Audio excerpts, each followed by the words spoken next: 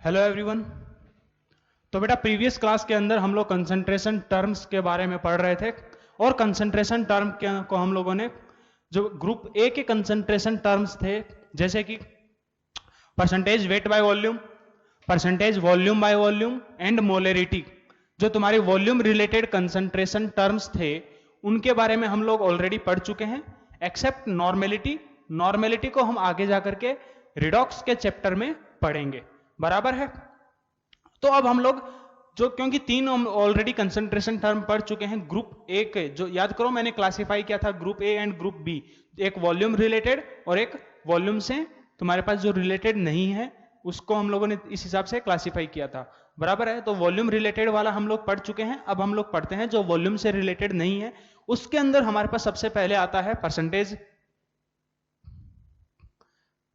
Percentage by weight, WEIGHT। इसको हम लोग किससे रिप्रेजेंट करते हैं? Percentage W by W। किससे रिप्रेजेंट करते हैं? Percentage W by W। अब यहां पर ये कंसंट्रेशन टर्म है, ध्यान से सुनना। इसको हम डिफाइन कैसे करेंगे? इससे पहले शुरुआत के जब कंसंट्रेशन टर्म हमने शुरुआत किया था स्टार्टिंग के अंदर, तब हमने कैसे कंसंट्रेशन को डिफाइन किया था कि मास या फिर मोल्स या फिर तुम्हारे पास वॉल्यूम ऑफ सॉल्यूट अपॉन नीचे में क्या आता है तुम्हारे पास, याद करो कंसंट्रेशन को हमने किसी भी चीज की कंसंट्रेशन को जनरल हमने कैसे डिफाइन किया था? मास हो या फिर मोल्स या फिर volume of solute divided by क्या? मास वॉल्यूम ऑफ सॉल्यूशन, या फिर एक जगह तुम्हारे पास आता है ये सॉल्वेंट, बराबर है कि नहीं। परसेंटेज सबसे पहले हम लोगों ने वॉल्यूम बाय वॉल्यूम देखा था, तो परसेंटेज वॉल्यूम बाय वॉल्यूम में क्या होगा? वॉल्यूम ऑफ सॉल्यूट ऊपर में, नीचे में क्या? वॉल्यूम ऑफ सॉल्यूशन, बराबर है। Percentage weight by volume, percentage weight by volume, उसको हमने कैसे डिफाइन किया था? मास ऑफ सॉल्यूट डिवाइडेड बाय तुम्हारे पास वॉल्यूम ऑफ सॉल्यूशन, नीचे में ये मास या फिर मोल्स, ठीक है। फिर हमारे पास था मोलरिटी। मोलरिटी को हमने कैसे डिफाइन किया? Moles of solute upon volume of solution, बराबर है। ये हम लोगों ने बेसिक कंसंट्रेशन को ऐसे डिफाइन किया था। तो हमारे पास अब परसेंटेज वेट बाय वेट क्या होता है, इसको हम कैसे डिफाइन करते हैं? It is defined as mass of solute present in per 100 gram of solution. क्या? मास ऑफ, तो एक काम करो सबसे पहले डेफिनेशन लिखो, इसका डेफिनेशन लिखिए। परसेंटेज W बाय W को हम कैसे डिफाइन करते हैं? It is defined as, it is defined as, it is defined as the mass of solute, it is defined as the mass of solute present in, present in, present in per 100 ग्राम, पर 100 gram of solution. पर 100 gram of solution के अंदर कितना मास of solute present है, इस चीज को हम बोलते हैं percentage weight by wait. Formula कैसे लिखेंगे? मास ऑफ सॉल्यूट किसमें? In grams, divided by mass of, नीचे में क्या आएगा? मास ऑफ सॉल्यूशन, नीचे में हमेशा क्या आएगा बेटा? Solution in gram into 100। ये बार बार मैं बोल रहा हूं, केवल एक जगह पे सॉल्वेंट आता है, उसको अभी आगे देखेंगे। बाकी हर जगह पे नीचे में क्या आएगा? सॉल्यूशन आएगा, या तो सॉल्यूशन का मास, सॉल्यूशन का वॉल्यूम, बराबर है। ये सब चीजें नीचे में आती रहेंगी। तो जैसे जिस हिसाब से आएगा उस हिसाब से हम लोग डिफाइन करते जा रहे हैं। तो ये होता है परसेंटेज वेट बाय वेट। तो परसेंटेज वेट बाय वेट क्या है? मास of solute in grams upon mass of solution in grams into 100, ठीक है। चलिए अब एग्जांपल करते हैं, इसमें कंसेप्ट इतना ही है। जैसे कि सबसे पहले मैं बात करूं 30% wait by weight of urea, of urea solution, इसका मतलब क्या है? 30% wait by weight of urea solution, इसका मतलब क्या है? हम लोग कैसे डिफाइन करेंगे इसको? इसका मतलब क्या होगा? इसका मतलब होगा कि 30 gram of urea, 30 gram of urea present in 100 gram of solution, present in 100 gram of solution. ठीक है, तो बेसिकली यूरिया हमारे पास क्या है, सॉल्यूट। सॉल्यूट कौन है, हमारे पास सॉल्यूशन है। यहां से हम देख सकते हैं सॉल्यूशन के अंदर हमारे पास क्या होगा, एक सॉल्यूट होगा, दूसरा सॉल्वेंट। तो यहां से हमको क्या पता चल रहा है कि सॉल्यूट का मास कितना है, 30 ग्राम। कोई पूछे सॉल्वेंट का मास कितना होगा, सॉल्यूशन का मास कितना है 100 ग्राम्स, उसमें 100 ग्राम के अंदर सॉल्यूट का मास कितना 30 ग्राम, देन तुम्हारे पास सॉल्वेंट का मास कितना होगा यहां पर 100 माइनस 30 दैट इज 70 ग्राम, बराबर है। तो ये तुम्हारे पास सबसे पहले इसका बेसिक अंडरस्टैंडिंग होना जरूरी है कि 30% वेट बाय वेट का मतलब क्या है। ठीक है, चलिए इसके बाद एक काम करो, इसी में सेकंड क्वेश्चन लिखिए, calculate the mass of urea, calculate the mass of urea present in, calculate the mass of urea present in 30% wait by wait, 30% wait by wait, 30% wait by wait and 7.5 gram of solution, and 7.5 gram of solution, and 7.5 gram of solution. देखिए कैसे करेंगे, question आसान है। क्या दिया है यहां पर, फिर से 30% वेट बाय वेट दिया हुआ है, और अब इस बार क्वेश्चन में क्या पूछा है, मास ऑफ तुम्हारे पास यूरिया, और यूरिया क्या है सॉल्यूट। ठीक है, तो अगर यूरिया सॉल्यूट है और तुमको यहां पर सॉल्यूशन का मास दिया हुआ है, इस बार क्या है मास ऑफ सॉल्यूशन डायरेक्टली गिवन है, वो कितना 7.5 ग्राम। तो तुम लोग क्या करोगे, डायरेक्टली इस फॉर्मूले को पुट करिए, सॉरी इस फॉर्मूले को यूज करिए। तुम्हारे पास 30% equals to mass of solute मतलब mass of urea, mass of urea divided by तुम्हारे पास मास ऑफ सॉल्यूशन, वो कितना है 7.5 ग्राम इंटू 100। ठीक है, तो यहां से मास ऑफ यूरिया तुम्हारे पास कितना आ जाएगा बेटा, 0 से 0 इक्वल्स टू 7.5 इंटू 3 अपॉन 10 मतलब 2.25 ग्राम। तो ये क्या है मास ऑफ सॉल्यूट, यहां पर मास ऑफ यूरिया। कोई बोलेगा सर ऐसे नहीं करना, देखो इसको चाहो तो यूनिटरी मेथड से भी कर सकते हो। कैसे करोगे यूनिटरी मेथड से, देखिए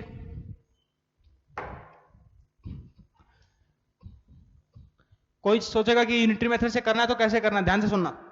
यहां पर ये अगर 30% वेट बाय वेट लिखा हुआ है, इसका बेसिक मतलब क्या है कि 100 ग्राम सॉल्यूशन के अंदर, यहां पर दूसरा तरीका बता रहा हूं, तुम्हारे पास 30% वेट बाय वेट का मतलब क्या है कि 100 ग्राम सॉल्यूशन के अंदर क्या है 30 ग्राम ऑफ यूरिया, बराबर है, मास ऑफ यूरिया ही पूछा है।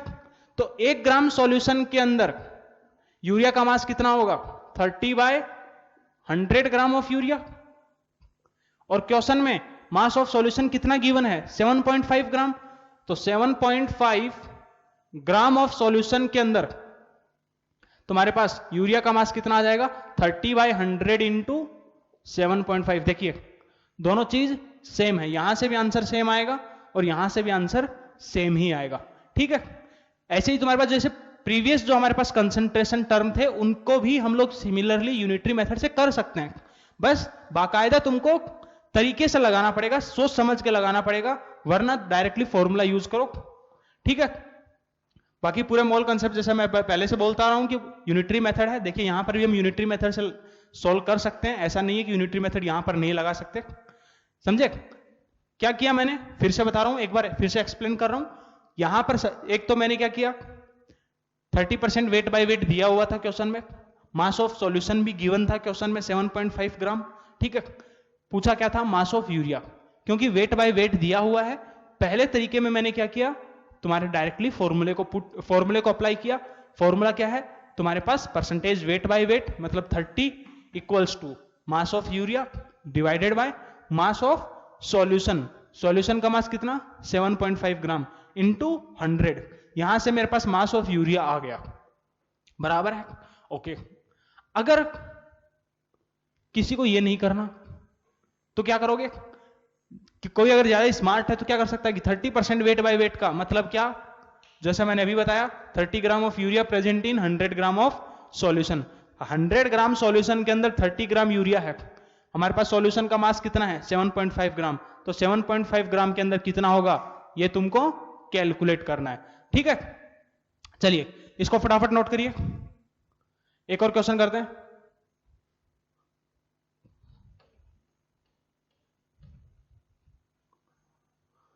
Next question, 0.2 moles, 0.2 moles, next question लिखिए, 0.2 moles of glucose, 0.2 moles of glucose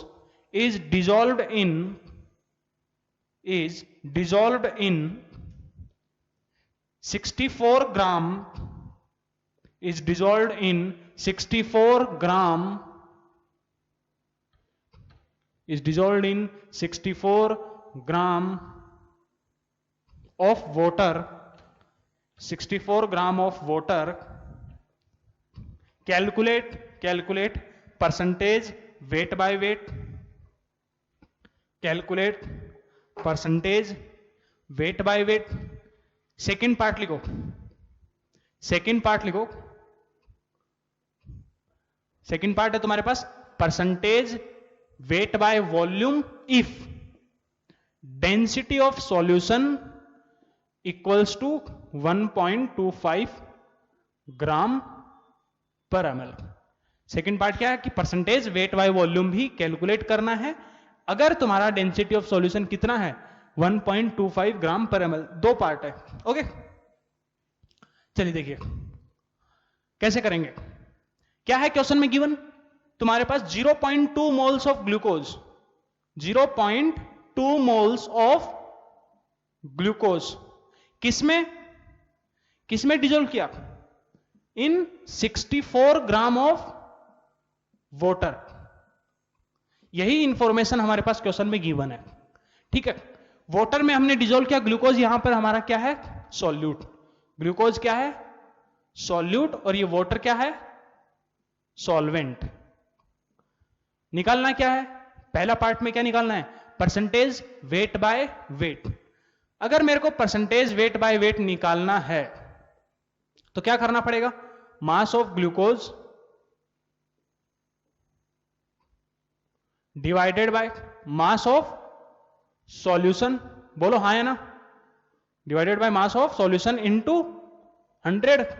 solution का मास क्वेश्चन में डायरेक्टली गिवन है क्या, नहीं गिवन है। ग्लूकोज का मास वो भी नहीं गिवन है, बराबर है कि नहीं। तो क्या करेंगे, निकालना पड़ेगा। कैसे निकालेंगे, ग्लूकोज के मोल्स दिए, मास निकाल सकते हैं क्या, बिल्कुल निकाल सकते हैं। कैसे, उसका मॉलिक्यूलर फॉर्मूला हम जानते हैं C6H12O6। तो मास निकालने के लिए moles equals to given mass upon molecular mass. तो मॉलिक्यूलर मास को जैसे ही मल्टीप्लाई करोगे यहां से, तो मास ऑफ ग्लूकोज कितना आएगा, ग्लूकोज का मॉलिक्यूलर मास कितना होता है 180, पहले कई बार कैलकुलेट कर चुके हैं। तो 180 इंटू उसके मोल्स कितने हैं 0.2, मतलब कितने मास 36 ग्राम। तो मास ऑफ ग्लूकोज कितना है 36 ग्राम, ओके। फिर मास ऑफ सॉल्यूशन, यहां पर अगर हम निकालें मास ऑफ सॉल्यूशन, तो मास ऑफ सॉल्यूशन कितना होगा बेटा, सॉल्यूट प्लस सॉल्वेंट का मास, सॉल्वेंट का मास इज 64 ग्राम, सॉल्यूट का मास अभी कैलकुलेट किया कितना 36 ग्राम। तो 36 प्लस 64 मींस कितना 100 ग्राम ऑफ सॉल्यूशन। तो सॉल्यूशन का मास आ गया, परसेंटेज वेट बाय वेट यहां पर उठा के पटकिए, देखिए। तो मास of solute is 36 upon mass of solution is 100 into 100, तो तुम्हारे पास 36% वेट बाय वेट आंसर आ गया, ठीक है। तो ये था पहला पार्ट, कैसे सॉल्व करना है, आई होप समझ में आ गया होगा। चलिए अगला पार्ट क्या बोला है, percentage weight by volume calculate करना है। तो परसेंटेज वेट बाय वॉल्यूम निकालने के लिए मेरे को क्या चाहिए, याद करो, प्रीवियस क्लास में हमने पढ़ा था परसेंटेज वेट बाय वॉल्यूम, मतलब इसका मतलब क्या होता है, मास of solute upon volume of solution into 100, बराबर है कि नहीं। मास ऑफ सॉल्यूट अभी हमने कैलकुलेट किया 36 ग्राम, बराबर है, okay. Volume of solution question में गिवन नहीं है, लेकिन क्वेश्चन में हमने मास ऑफ सॉल्यूशन कैलकुलेट किया है, और क्वेश्चन में इसके लिए क्या गिवन है, डेंसिटी ऑफ सॉल्यूशन। कभी भी weight percentage weight by weights हैं, अगर वॉल्यूम में कन्वर्ट करवाएगा तो डेंसिटी गिवन होगा, अगर तुम्हारे पास वॉल्यूम्स हैं अगर मास में कन्वर्ट करवाएगा तब भी डेंसिटी गिवन होगा। समझ में आएगा नहीं, तो डेंसिटी गिवन है इसका मतलब कहीं ना कहीं उसका यूज आ रहा है, समझे क्या, ठीक है। तो यहां से काम करते हैं, volume of solution, density of solution को हम कैसे लिखेंगे, equals to mass of solution upon volume of solution, बराबर है कि नहीं। तो यहां से बेटा मेरे पास volume of solution would come out to be mass of solution is 100 gram upon density of solution is 1.25। इसको थोड़ा सुंदर लिखूं तो कितना लिख दूंगा, 5/4। तो ये कितना हो जाएगा बेटा, 400/5, मतलब 5 8 40, 80 ml, हाँ है ना। वॉल्यूम ऑफ सॉल्यूशन कितना आ गया, 80 ml। Percentage weight by volume, wait by volume calculate करना है, सब वैल्यू पता है हमको, डायरेक्टली पुट करो। चलिए पुट करते हैं, मास of solute is 36 upon volume of solution अभी कैलकुलेट किया कितना, 80 इंटू 100, 0 से 0 कट गया, ठीक है। इसको थोड़ा सा सोल्व करिए, तो ये आ जाएगा 18/180/4 मतलब 90/2 मतलब 45। तो परसेंटेज वेट बाय वॉल्यूम कितना आ गया, 45%, ठीक है। चलिए, तो इस हिसाब से परसेंटेज वेट बाय वेट को हम लोग, ये चौथा कंसंट्रेशन टर्म हम लोग पढ़ चुके हैं। तो बेसिकली ज़्यादा टफ नहीं है, बस बच्चे इसमें थोड़े अननेसेसरी डर जाते हैं, डरने की जरूरत है नहीं।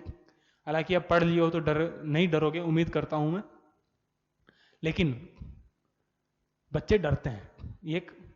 और अगर तुम लोग को भी लगता है तो मतलब कोई बड़ी बात नहीं है, ये ध्यान में रखना। तुम लोग को अगर ऐसा लगे कि भाई हाँ ये हमको भी थोड़ा दिक्कत हो रहा है, दिक्कत करता है बच्चों को जनरली, पहली बार पढ़ते हैं ना तो दिक्कत करता है ये चीज जनरली बच्चों को। पहली बार में देखिए कोई भी साइंटिस्ट नहीं बन सकता, कोई भी आइंस्टाइन नहीं बन सकता पहली बार में। हम लोग के टाइम पर हमको भी ये दिक्कत होती थी, ऐसा नहीं है कि हमको भी अभी आज, जब हम भी तुम्हारे फेज में थे, तुम्हारे स्टूडेंट लाइफ में थे, जब हम लोग पढ़ते थे, तो ऐसा नहीं है कि हमको भी पहली बार में समझ में आ गया हो। Practice makes a man perfect, तो बार बार बस तुम लोग प्रैक्टिस करते जाना। ये सब क्वेश्चंस, बेसिक जो कंसेप्ट है उसको पकड़ के चलना, बेसिक जो कंसेप्ट जो मैंने बताया है, अंडरस्टैंडिंग क्या है, अगर उस चीज को पकड़ के चले तुम क्वेश्चंस कर सकते हो, कोई भी क्वेश्चन हो, ठीक है। कंसेप्ट इससे ज्यादा नहीं है। अब क्वेश्चन में ट्विस्ट करने के तरीके हजार हो सकते हैं, कान इधर से पकड़े या घुमा के पकड़े, पकड़ना कानी है, कई बार मैं बोल चुका हूं ये चीज, ठीक है। तो क्वेश्चंस टफ नहीं होंगे, करना क्या होगा, आपको थोड़ा सा बस कंसेप्ट के ऊपर फोकस करना पड़ेगा। अब क्लास 10th की तरह हम लोग वो नहीं लेकर के चल सकते कि एक पर्टिकुलर टाइप का क्वेश्चन फिक्स कर दिया, ये पीछे में लिखा हुआ है तो वही क्वेश्चन एग्जैक्टली सेम आएगा, ऐसा कोई जरूरी नहीं है। जेईई नीट में ऐसा कोई जरूरी नहीं है, बस तुम्हारा कंसेप्ट सेम रहेगा, क्वेश्चन में कोई भी चेंजेस हो सकते हैं, समझे क्या। कंसेप्ट सेम रहेंगे, क्वेश्चन में कोई भी चेंजेस हो सकते हैं, तो तुम्हारा मेन फोकस होना चाहिए कंसेप्ट को समझने के ऊपर, उसको कैसे अप्लाई करना है, इस चीज के ऊपर फोकस करोगे तुम्हारा फायदेमंद होगा, तुम जल्दी चीजें तुमको समझ में आएंगी, ठीक है। तुमसे क्वेश्चन सॉल्व होंगे, वरना क्या है कि बच्चे बहुत सारे जो बच्चे क्वेरीज भेज रहे हैं कि सर हमारे से क्वेश्चन सॉल्व नहीं होते या फिर मार्क्स नहीं आ रहे टेस्ट में, तो उसका रीजन यही होता है, हार्डवर्क आप लोग करते हैं, बच्चे हार्डवर्क करते हैं, मेहनत करते हैं, उसमें कोई शक नहीं है। देखो मेहनत गधा भी करता है, मेहनत घोड़ा भी करता है, क्या मेहनत गधा भी करता है, मेहनत घोड़ा भी करता है। तो गधे वाली मेहनत हमको नहीं करनी, हमको घोड़े वाली मेहनत करनी है, तरीके से स्मार्ट मेहनत करनी है, समझे क्या। आई होप इसे समझ में आ गया होगा। मेहनत तो करो, मेहनत तो करनी जरूरी है, कंसिस्टेंटली मेहनत करोगे तो रिजल्ट अपने आप नजर आएगा। जो जरूरत है वो है कंसेप्ट को समझने की, तो जो मेरा मेन फोकस है वो कंसेप्ट के ऊपर है। चलिए देखिए, अब हम लोग अगला जो कंसंट्रेशन टर्म है उसके बारे में पढ़ते हैं। तो ये था हमारे पास percentage weight by weight. Next हमारे पास अब कंसंट्रेशन टर्म है मोल फ्रैक्शन। नेक्स्ट हेडिंग डालो मोल फ्रैक्शन। देखो ध्यान से, इसको हम किससे रिप्रेजेंट करते हैं? एक्स। पढ़ते कैसे हैं इसको? काई। चाई मत बोलना, चाय मत बोलना, चाह मत बोलने लग जाना। इसको बोलते हैं काई, ठीक है। हालांकि सी इसमें जो भी है तुम्हारा, तुम लोग की अंग्रेजी ज्यादा अच्छी होगी। इसको बोलते हैं काई, और इसको हम किससे रिप्रेजेंट करते हैं? एक्स से। किससे रिप्रेजेंट करते हैं? एक्स से। अब मोल फ्रैक्शन हम लोग डिफाइन कैसे करते हैं, सबसे पहले उसको समझना जरूरी है। फ्रैक्शन का मतलब क्या है? फ्रैक्शन है तुम्हारे पास, सबसे पहले फ्रैक्शन से समझ में आता है कि चीजें जो है वो वैल्यू उसकी लेस देन 1 होगी। फ्रैक्शन जैसे 1/3 है, ये क्या है? एक फ्रैक्शन है, 1 से वैल्यू छोटी है, बराबर है कि नहीं? 1/4 है, फ्रैक्शन है, 1 से वैल्यू छोटा है, हाँ है ना। तो फ्रैक्शन है तुम्हारे पास, जो मोल फ्रैक्शन है, सबसे पहले तो उसको हम किससे रिप्रेजेंट करते हैं? एक्स से। पढ़ेंगे क्या इसको? प्रोनाउंस क्या करते हैं? काई, ठीक है। मोल फ्रैक्शन कैसे डिफाइन करते हैं? तो बेटा हम लोग किसी भी सब्सटेंस के लिए मोल फ्रैक्शन कैसे डिफाइन करते हैं, ध्यान से सुनना। किसी भी सब्सटेंस के लिए mole fraction for any substance, मतलब काई ऑफ एनी सब्सटेंस, उसको हम कैसे डिफाइन करते हैं? मोल्स ऑफ सब्सटेंस, उस सब्सटेंस के moles divided by total moles, इसको हम बोलते हैं मोल फ्रैक्शन। अभी डेफिनेशन लिखवाता हूं। जैसे मान लीजिए हम क्या बोलते हैं कि हमारे पास एक सॉल्यूशन है। आप लोग यही बोलते हैं कि एक सॉल्यूशन है। सॉल्यूशन में क्या होता है? एक सॉल्यूट होता है, एक होता है सॉल्वेंट, ठीक है। एक काम करते हैं, सॉल्यूट को मैं बोल देता हूं ए सब्सटेंस, सॉल्वेंट को मैं बोल देता हूं बी, बराबर है कि नहीं? मान लेते हैं जैसे ये मान लो ये कंटेनर है, इसमें सॉल्यूट भी है और सॉल्वेंट भी है, मतलब ए भी है और बी भी है। मान लेते हैं ए के क्या है? एन ए मोल्स हैं। ए के कितने मोल्स हैं? N A. बी के कितने मोल्स हैं? N B. एन बी क्या है? Moles of B. N A क्या है? Moles of A. समझ में आएगा नहीं? देन तुमको अगर बताना है मोल फ्रैक्शन ऑफ ए, मतलब सॉल्यूट, मैंने यहां पर एक किसके लिए बोल दिया? सॉल्यूट के लिए। तो मोल फ्रैक्शन ऑफ ए मतलब सॉल्यूट, वो हम अभी कैसे डिफाइन करेंगे? Solute mole fraction of any substance कैसे? उसके मोल्स ऊपर में, नीचे में टोटल मोल्स, मतलब moles of A upon total moles. Total moles कितने हैं इस सॉल्यूशन के अंदर? सॉल्यूट प्लस सॉल्वेंट के मोल्स। सॉल्यूट के कितने? Na मोल्स, प्लस सॉल्वेंट के कितने मोल्स? Nb moles. तो ये हो गया क्या? मोल फ्रैक्शन ऑफ ए। इसी को हम बोलेंगे मोल फ्रैक्शन ऑफ ए। कोई बोले मोल फ्रैक्शन ऑफ बी, मतलब सॉल्वेंट का मोल फ्रैक्शन, तो XB, XB मतलब मोल फ्रैक्शन ऑफ सॉल्वेंट। कैसे डिफाइन करेंगे? मोल्स ऑफ बी, उसके मोल्स ऊपर में, नीचे में total moles, Na plus Nb, ठीक है। तो सबसे पहले काम करो, डेफिनेशन लिखो मोल फ्रैक्शन का। It is defined as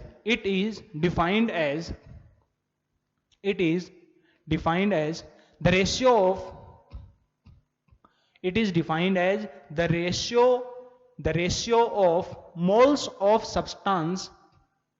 It is defined as the ratio of moles of substance to the total moles, बराबर है कि नहीं? मतलब किसी भी सब्सटेंस के लिए अगर तुमको मोल फ्रैक्शन डिफाइन करना है, देखो डेफिनेशन कोई अलग से नहीं होती है, यही सब चीजें तुम्हारे बोर्ड के एग्जाम में सब डेफिनेशन मान लो आ जाती है। तो तुमने अगर ये समझा तो यहां से डेफिनेशन तुम अपने आप लिख सकते हो। कैसे लिखोगे? जैसे मैंने अभी लिखा है कि mole it is defined as mole fraction of substance, it is defined as the fraction of moles of substance to the total moles is called mole fraction. समझे कि नहीं? आसान है, बिल्कुल आसान है। ठीक है, चलिए अब इसको नोट करो फटाफट, इसको अब नोट करिए फटाफट। अब मान लीजिए, क्या मान लीजिए मेरे पास एक से ज्यादा सब्सटेंसेज हैं, यहां पर दो, देखो क्या था, ये कैसा सॉल्यूशन है? बाइनरी सॉल्यूशन, एक सॉल्यूट है एक सॉल्वेंट है, दो कंपोनेंट्स हैं। हो सकता है कि सॉल्यूशन के अंदर क्या दो से ज्यादा कंपोनेंट्स हो, तब हम मोल फ्रैक्शन कैसे निकालेंगे? देखिए ध्यान से, मान लीजिए मेरे पास ये कोई एक सॉल्यूशन है, कंटेनर है, इसमें ए बी सी डी और भी बहुत सारे हैं। ठीक है, मान लेते हैं इसके कितने मोल्स हैं? Na मोल्स, इसके कितने मोल्स हैं? Nb मोल्स, इसके कितने मोल्स हैं? Nc मोल्स, इसके कितने मोल्स हैं? Nd moles. ठीक है, तो यहां पर हम लोग मोल फ्रैक्शन ऑफ ए निकालना है। क्या? मोल फ्रैक्शन ऑफ ए। उसका मोल्स फ्रैक्शन कैसे निकालेंगे? उसके मोल्स ऊपर में Na अपॉन नीचे में क्या? Total moles. टोटल मोल्स कितने हैं? Na plus Nb plus Nc plus Nd बराबर है कि नहीं? मोल फ्रैक्शन ऑफ बी निकालना है, तो बी का मोल फ्रैक्शन कैसे निकालेंगे? बी के मोल्स ऊपर में, नीचे में टोटल मोल्स। टोटल मोल्स तो हर एक केस में सेम ही रहेंगे यहां पर, Na plus Nb plus Nc plus Nd।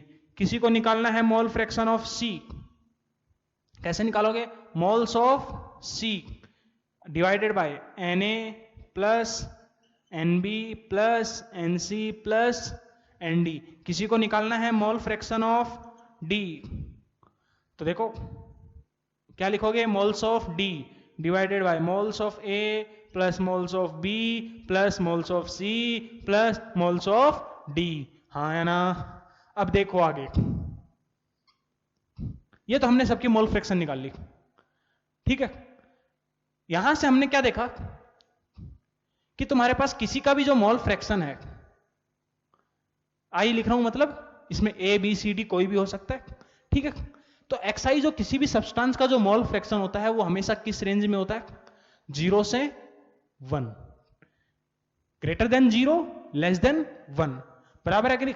मान लो किसी का अगर मोल फ्रैक्शन 0 है, किसी का मोल फ्रैक्शन 0 है, इसका मतलब क्या है? मतलब उस सॉल्यूशन में वो सब्सटेंस है ही नहीं। समझ में आएगी नहीं? किसी का अगर मोल फ्रैक्शन 0 है, इसका मतलब क्या है? कि उस सॉल्यूशन में वो सब्सटेंस है ही नहीं, मतलब substance is not present in, substance is not present, बराबर है। मोल फ्रैक्शन इक्वल्स टू 0, इसका मतलब यही होगा, क्योंकि मोल फ्रैक्शन इक्वल्स टू 0 इसका मतलब क्या है? मोल्स उसके खुद के कितने मोल्स? 0 मोल्स। 0 मोल्स हैं, इसका मतलब क्या है? कि वो तुम्हारे पास सॉल्यूशन में प्रेजेंट नहीं है। हाँ है ना? किसी का मोल फ्रैक्शन 1 है, मोल फ्रैक्शन 1 है, इसका मतलब क्या है? कि केवल वही एक सब्सटेंस प्रेजेंट है, उसके अलावा कोई और प्रेजेंट नहीं है। अगर केवल वही सब्सटेंस है, मतलब जो तुम्हारे पास वो जो सब्सटेंस है वो क्या है? प्योर फॉर्म में प्रेजेंट है, एकमात्र वही प्रेजेंट है। तो किसी का अगर मोल फ्रैक्शन 1 है, इसका मतलब क्या है? कि तुम्हारे पास only that substance is present, only that substance is present, बराबर है कि नहीं? और अगर एक से ज्यादा प्रेजेंट होंगे तो जो मोल फ्रैक्शन आएगा वो हमेशा 0 से 1 के बीच में आएगा। समझे क्या? चलिए फिर आगे देखिए, समेशन ऑफ, आई होप अब इस सिंबल से आप लोग सब लोग जानते हैं क्या होता है ये सिंबल। ये होता है तुम्हारे पास समेशन का सिंबल होता है, समेशन ऑफ xi। सारी मोल फ्रैक्शन का समेशन जो होता है वो कितना होता है? 1 होता है। जैसे देखिए मैं यहां पर xa, एग्जाम्पल के तौर पे समझिए, जैसे यहां पर xa plus xb plus xc plus xd क्या है? इस सॉल्यूशन में 4 सब्सटेंस है कि नहीं? चारों सब्सटेंसेस की मोल फ्रैक्शन का समेशन, मोल फ्रैक्शन मैंने पहले से निकाल के रखा हुआ है, क्या करूंगा, सबको ऐड करो, चलिए करके देखते हैं। Na upon Na plus Nb plus Nc plus Nd plus Nb upon क्या, Na plus Nb plus Nc plus Nd plus C का मोल फ्रैक्शन सारा यहां पर पुट कर रहा हूं, तो क्या Na plus Nb plus Nc plus Nd plus Nd upon Na plus Nb plus Nc plus Nd, सबके मोल्स। ध्यान से देखो सबका न्यूमरेटर सॉरी डिनोमिनेटर सेम है, तो एलसीएम सबके अंदर क्या आएगा, Na plus Nb plus Nc plus Nd। अगर डिनोमिनेटर एलसीएम सबका सेम आया तो ऊपर में वैल्यू सब क्या हो रही है, ऐड। तो देखो ऊपर में Na plus Nb plus Nc plus Nd, दोनों वैल्यू सेम है, तुम्हारे पास रेशियो कितना आ गया, 1। तो मतलब यही है कि तुम्हारे पास एक सॉल्यूशन में जितने भी सब्सटेंसेस होते हैं उन सब की मोल फ्रैक्शन का जो समेशन होता है वो कितना होता है, 1 होता है। समझे कि नहीं? मतलब अगर केवल दो सब्सटेंस होते, मान लीजिए दो सब्सटेंस केवल होते A एंड B, अगर A का मोल फ्रैक्शन XA है, B का मोल फ्रैक्शन XB है, तो हम क्या लिखेंगे, XA प्लस XB दोनों की मोल फ्रैक्शन का समेशन कितना होना चाहिए, 1। अगर किसी एक सब्सटेंस की मोल फ्रैक्शन पता है हमको, तो तुम्हारे पास XB को मैं और कैसे लिख सकता हूं, 1 माइनस XA। समझे कि नहीं? तो मोल फ्रैक्शन क्या है, बस वो इतना ही है, इससे ज्यादा मोल फ्रैक्शन में कुछ भी नहीं है। तो बेसिकली किसी भी सब्सटेंस का मोल फ्रैक्शन क्या होता है, सिंपल वर्ड्स में अगर डिफाइन करें तो किसी भी सब्सटेंस का जो मोल फ्रैक्शन होगा वो क्या होगा, उस सब्सटेंस के moles divided by total moles present. उस सॉल्यूशन के अंदर टोटल कितने मोल्स प्रेजेंट हैं, इसको हम बोलते हैं मोल फ्रैक्शन। ये तुम्हारे पास फ्रैक्शन होता है, और फ्रैक्शन है इसका मतलब तुम्हारे पास इसका वैल्यू जो है वो 0 से 1 के बीच में होगा, कभी भी 1 से ज्यादा नहीं हो सकता। समझे कि नहीं? और ध्यान से सुनना, अगर 0 होगा उसका मतलब क्या है, 1 है उसका मतलब क्या है, ये भी मैं समझा चुका हूं। अब एक काम करते हैं, क्वेश्चंस के ऊपर आते हैं। तो सबसे पहला क्वेश्चन लिखिए, क्वेश्चन नंबर 1। क्वेश्चन नंबर 1 लिखो, 49 gram of 49 gram of 49 gram of H2SO4 49 gram of H2SO4 is dissolved in 49 gram of H2SO4 is dissolved in 36 gram in 36 gram of water in 36 gram of water. Calculate the mole fraction of each substance. Each मतलब sorry each यही लिख लो कि calculate the mole fraction of each. Question क्या है, एक बार फिर से repeat कर रहा हूं, 49 gram of H2SO4 is dissolved in 36 gram of H2O। Calculate the mole fraction of each. हर एक का मोल फ्रैक्शन कैलकुलेट करना है, तो कैसे करोगे, पॉज करके खुद से कैलकुलेट करिए, उसके बाद मैच करना।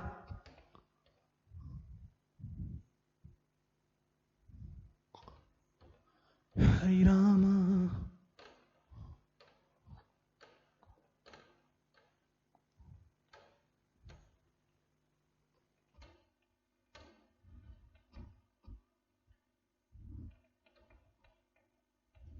देखिए क्या गिवन है क्वेश्चन में, H2SO4 का मास दिया है और H2O, इन दोनों का मास क्वेश्चन में डायरेक्टली गिवन है, बराबर है। मास दिया है H2SO4 का 49 ग्राम ऑफ H2SO4 एंड 36 ग्राम क्या है, H2O, बराबर है। सबसे पहले बेटा यहां पर H2SO4 का मॉलिक्यूलर मास तो हम ऑलरेडी जानते हैं कितना होता है, इसका मॉलिक्यूलर वेट 98 ग्राम। H2O का मॉलिक्यूलर वेट कितना होता है, 18 ग्राम। मेरे को निकालना है मोल फ्रैक्शन, तो मोल फ्रैक्शन ऑफ H2SO4 कितना होगा? Moles of H2SO4 divided by total moles. Total moles में किस किस के मोल्स आएंगे? H2SO4 के moles plus moles of water. चलिए मोल्स यहां पर डायरेक्टली पुट ही कर देते हैं। H2SO4 के मोल्स निकालने हैं, कैसे निकालेंगे? उसका मास गिवन है 49 ग्राम, मॉलिक्यूलर वेट से डिवाइड कर दिया, तो ये क्या आ गए उसके मोल्स। नीचे में भी 49/98 प्लस वाटर के लिए मोल्स, उसका मास कितना गिवन है? 36 ग्राम, 36 अपॉन तुम्हारे पास 18, बराबर है कि नहीं? इसको थोड़ा सोल्व करिए। 49 टू जा 98, मतलब 1/2 डिवाइडेड बाय 1/2 प्लस 2, तो ये कितना आ जाएगा बेटा? 1/2, 2 एलसीएम लो तो तुम्हारे पास 5/2, तो ये वैल्यू आ गई कितनी? 1/5। तो मोल फ्रैक्शन ऑफ H2SO4 कितना आ गया? 1/5।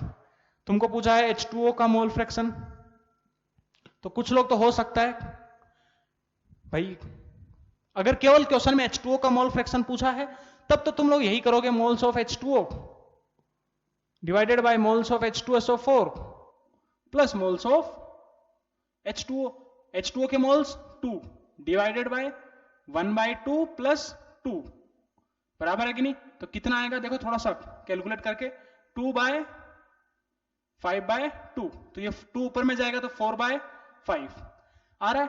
किसी को अगर ये H2SO4 का मोल फ्रैक्शन हम ऑलरेडी कैलकुलेट कर चुके हैं, तो मोल्स ऑफ H2O कैसे होगा? अभी मैंने जस्ट थोड़ी देर पहले बताया, सारे जो सब्सटेंसेज हैं किसी भी सॉल्यूशन में, उन सब की मोल फ्रैक्शन का समेशन कितना होता है? 1। तो अगर H2SO4 का मोल फ्रैक्शन में निकाल चुका हूं, तो H2O का अगर मोल फ्रैक्शन निकालना है तो क्या करूं? 1 माइनस 1/5 मतलब 4/5। देखो दोनों सेम है, डिफरेंस नहीं आएगा। ठीक है, चलिए नेक्स्ट क्वेश्चन एक और लिखो। अच्छा, इसी क्वेश्चन में देखिए एक और कंसंट्रेशन टर्म पूछ लेता हूं। मान लीजिए सेकंड पार्ट अगर तुमको ये पूछ लिया जाए, परसेंटेज वेट बाय वेट बताओ। परसेंटेज वेट बाय वेट कितना होगा? तुम्हारे पास H2SO4 का परसेंटेज वेट बाय वेट कितना, कैसे डिफाइन करते हैं? इससे जस्ट पहले हमने पढ़ा था क्या? मास of solute divided by mass of solution into 100। Solute कौन है? H2SO4, उसका मास कितना दिया है? 49, बराबर है 36 प्लस 49 टोटल सॉल्यूशन का मास इनटू 100, तो ये हो गया मेरे पास परसेंटेज वेट बाय वेट। तो ये देकर के कुछ भी पूछ सकता है, समझ में आया? तो कैसे निकालना है हर चीज को, आई होप अंडरस्टैंड हो गया होगा। नेक्स्ट क्वेश्चन लिखिए, नेक्स्ट क्वेश्चन लिखो।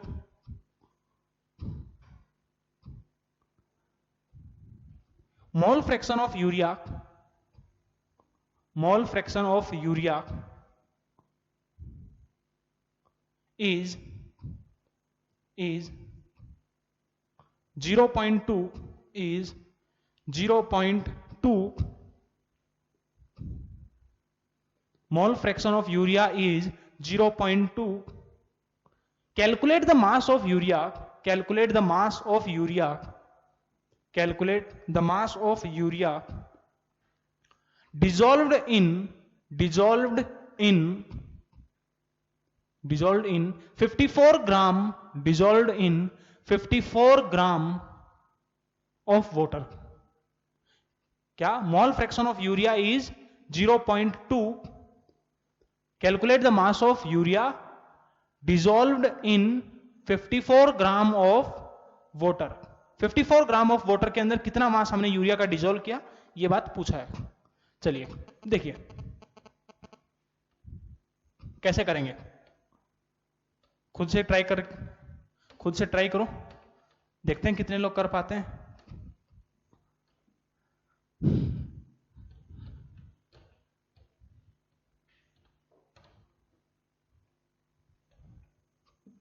बार बार मिटाना पड़ता है।